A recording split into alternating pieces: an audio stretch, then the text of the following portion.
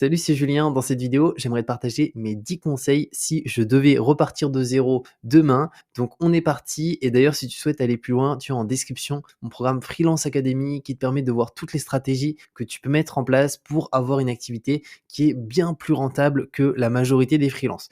Donc, on va commencer par le premier conseil tout en haut qui est le suivant, qui est de développer vraiment ses compétences. C'est essentiel et ici je l'ai indiqué, prends le temps de te former, passe-y du temps, c'est vraiment pas un temps de perdu afin de développer de nouvelles compétences parce que ça va te permettre de te démarquer de la concurrence, mais aussi d'avoir confiance en ton offre, en ta proposition et en ce que tu peux faire pour un prospect qui va devenir un client.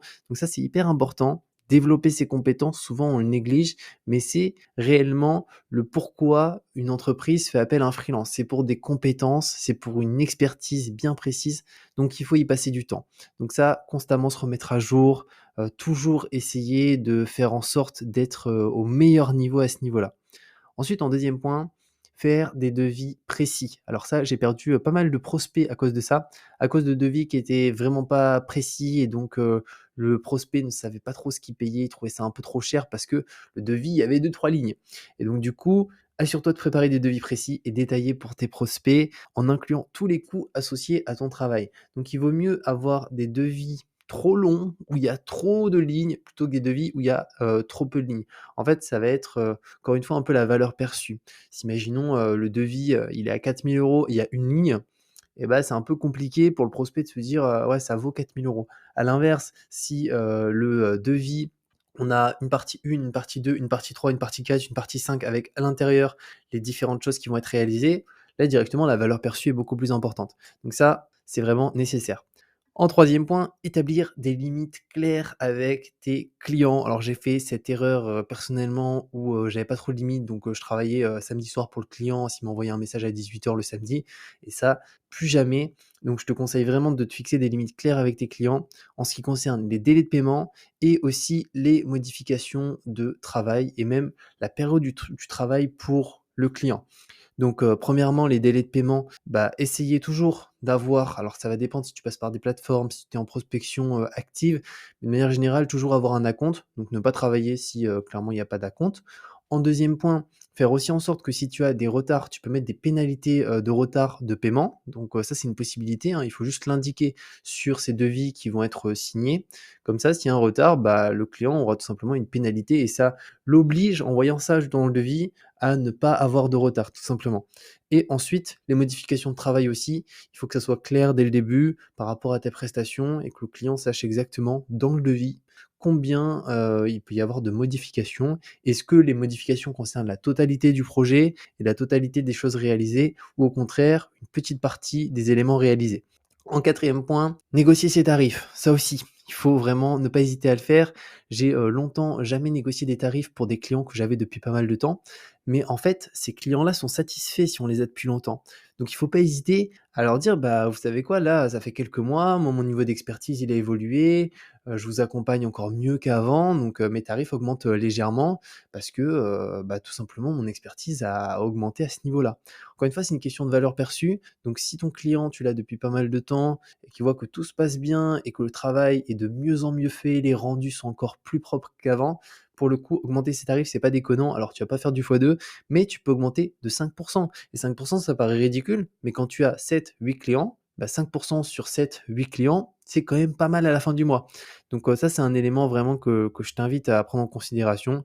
Donc ça peut être si, tu as de l'expérience de manière générale, mais surtout plus des compétences spécialisées. Parce que plus tu as des compétences spécialisées, plus c'est simple d'augmenter, ses tarifs, hein. Quand tu es spécialisé, je prends souvent l'exemple, du chirurgien dentiste et du médecin généraliste. Un chirurgien dentiste, bah, ça nous dérange moins de dépenser, des centaines, voire des milliers d'euros plutôt qu'un médecin généraliste qui va juste nous donner quelques conseils. Donc là, c'est à peu près pareil, quand tu es spécialisé, tu vas pouvoir avoir des prix qui sont beaucoup plus chers et aussi potentiellement négocier plus facilement.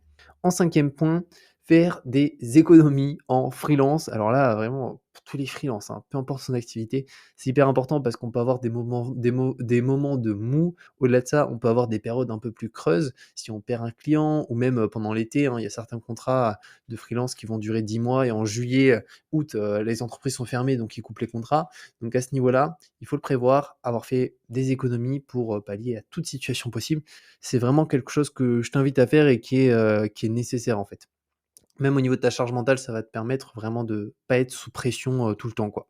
En sixième point, savoir vendre ses services d'une manière différente de tous les freelances, prospection passive et prospection active. Et c'est un des éléments essentiels parce que on a de plus en plus de personnes qui veulent devenir freelance, peu importe le domaine, hein, vraiment là, sur tous les domaines, il y a des freelances et il faut réussir à se distinguer de tous ces freelances. Parce qu'en fait, c'est toujours une question d'offre et de demande.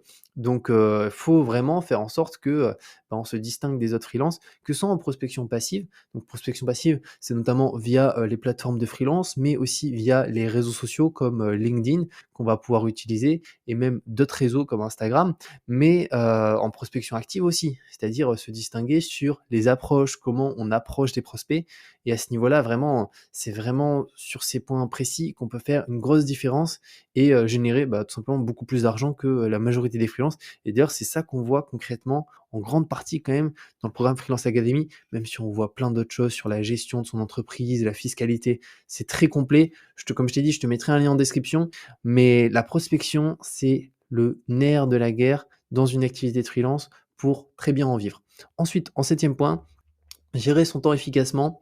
Donc en tant que freelance, pareil, gérer son temps efficacement, c'est important parce que sinon tu risques d'être hors délai sur, certains projets et si tu es hors délai, la satisfaction client, elle baisse. Donc ça, c'est vraiment pas une bonne chose pour la fidélisation et notamment pour l'augmentation de ses prix. Si, tu es hors délai, le client, pour lui, tu pas sérieux donc il va pas te payer plus cher que ce qu'il te paye déjà, limite il voudrait te payer moins cher. Donc ça, septième point. Huitième élément, faire attention à sa santé. L'objectif, c'est pas de finir, dans un cercueil, avant 30 ans, donc faire vraiment bien attention à sa santé et pour ça, je t'invite à, faire du sport, hein, tout simplement. Alors peu importe le sport, ça peut être juste de la marche, tu vois? Moi, j'aime bien juste le matin. Je commence à 6h30 parce que j'aime bien me réveiller tôt et travailler beaucoup le matin, mais à 6h30, je me réveille, 7h45, je suis dehors en train de marcher, je marche 30 minutes et en réalité, je sais pas si la marche, c'est vraiment du sport, mais c'est le seul truc que je fais, concrètement avec un peu de vélo le week-end, mais du coup, ça permet vraiment de s'aérer l'esprit et ça fait beaucoup, beaucoup de bien. Donc même de la marche, c'est, déjà génial, donc je t'invite à faire du sport et après l'alimentation, c'est pareil, plus tu vas manger sainement, plus tu vas être productif, plus tu vas avoir d'idées, plus tu vas être rapide, donc manger sainement aussi, c'est indispensable. Ensuite, en neuvième point, investir. Parce qu'en freelance, il ne faut pas compter sur la retraite. Alors, c'est pas valable que pour les freelances, hein, je pense pour même quelqu'un qui est en CDI, compter sur sa retraite, c'est très, très dangereux. Donc pour ça, il faut essayer, d'investir l'argent que, tu génères. Donc tu vois, si tu fais, 3 000 € par mois avec ton activité de freelance et ben essayer d'avoir un style de vie, assez, minimaliste, j'allais dire, pas assez forcément minimaliste, mais vivre en dessous de tes moyens. Donc si tu gagnes 3 000, peut-être essayer de vivre avec, 1 500, 2 000 pour pouvoir épargner et investir le reste pour préparer tout simplement, ton futur. Parce que la retraite, c'est un système qui est un peu bancal et il faut pas trop confier, toute la fin de sa vie à un État, qui est pas là forcément pour sauver, la population. L'État, il est là, il fait sa vie, c'est un business. Donc nous, c'est vraiment le but de la créer par soi-même sa propre retraite à ce niveau-là. C'est pour ça que gagner plus en freelance, c'est important parce que ça permet de préparer, son avenir à ce niveau-là. Ensuite, en dixième et dernier point, s'entourer de freelance pour ne pas se sentir seul. Alors ça peut être aussi un souci, à des moments, on peut se sentir seul et se dire: «Purée, là je suis tout seul à travailler chez moi, j'ai pas forcément de collègues». Il y en a certains pour qui, ça ne les dérange pas du tout, il y en a d'autres pour qui ça peut les déranger et pour ça, il faut regarder alors si on est dans une toute petite ville, voire dans un village, ça va être très compliqué, mais si on est dans une ville moyenne, voire une grande ville, il y a des événements qui sont organisés sur, Meetup, donc c'est un site sur lequel on peut trouver, des événements qui sont organisés. Il y a même aussi des événements en ligne directement. Donc là, les événements en ligne, c'est sur Google, Meet ou c'est sur Zoom. Donc c'est sûr que c'est un peu moins bien que la réalité, mais ça permet quand même d'échanger avec des freelances et après il y a des événements, du coup physiques, souvent dans des coworking le soir. Très souvent aussi, c'est gratuit, donc après souvent on peut consommer ou non, dans le coworking et donc ça peut être avantageux vraiment pour rencontrer des personnes. Ça fait du bien, échanger sur, les difficultés de chacun quelqu'un et surtout, bah, ça fait tout simplement du bien de voir des personnes, qui sont comme nous, qui ont une activité de freelance et cetera.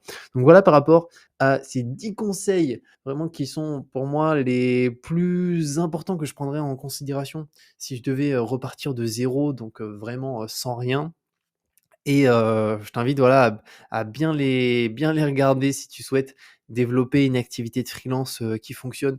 Que ce soit comme on a vu ici, vraiment travailler sur ses compétences, essayer de développer des compétences qui sont distinctives. Ensuite, faire des devis très précis pour ses prospects, établir des limites claires avec ses clients, négocier ses tarifs lorsqu'on peut le faire. Ensuite, faire des économies parce que c'est important, savoir vendre ses services d'une manière différente de tous les freelances, prospection active, prospection passive.